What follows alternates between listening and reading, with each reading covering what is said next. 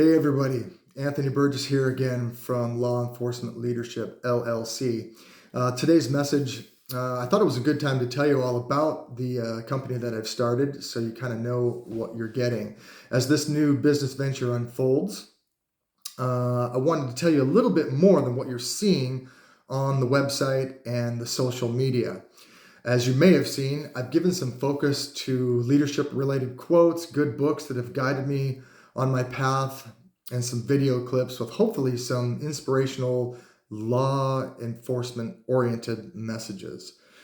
I feel that all this content is good because it comes from the heart, and everything that I put out there is intended to inspire and encourage you. This particular video is for everybody like usual, but with an emphasis on key law enforcement leaders in our great nation. Are you a sheriff in Tennessee? A police chief in Virginia, a police captain in Texas, a division commander in Florida, a training lieutenant in Oregon, a sergeant in Arizona? Wherever you are, if this message is reaching you, I want to encourage you to take a look at this program because it's different. It's a little unusual. It's not the normal training class that troopers, officers, and deputies usually go to. Many years ago, well, not that long, but back in my sergeant days, I spent some time as the training manager for my agency. So I think three things from that time.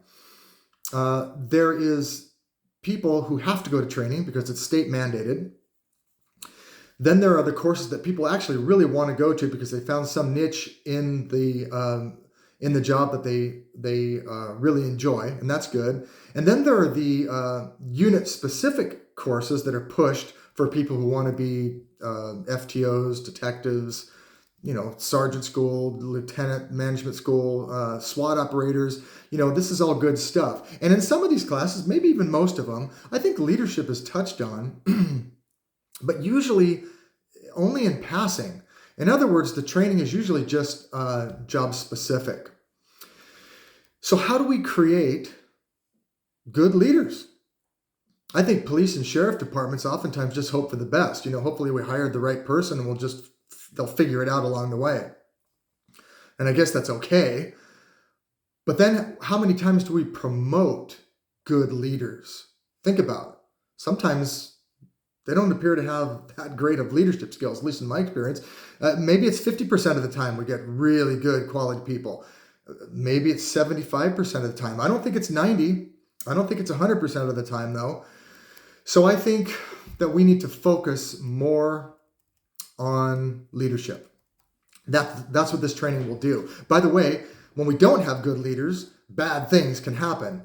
And since we know that bad things are going to happen anyway in our line of work, why not strive to have leaders who are strong and well-balanced and have them in place to help us navigate through those critical times? Doing this training, particularly for young officers, I think, just might help create that leadership you're wanting in your department. And I hope what I can do spreads it like wildfire inside your agency.